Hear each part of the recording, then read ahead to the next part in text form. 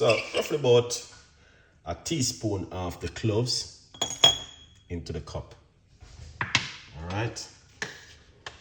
And then we put some water in it.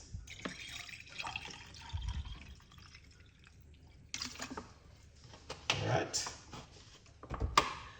And then cover it.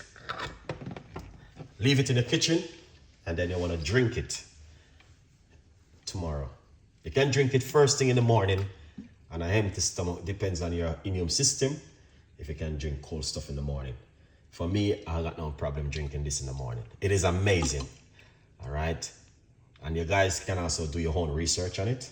Cloves water is amazing to drink this for 10 working days or for a week, even up to 5 working days. So that's what I'm doing right now. I'm trying to go to 5 days with it. So I did 1 day and tomorrow.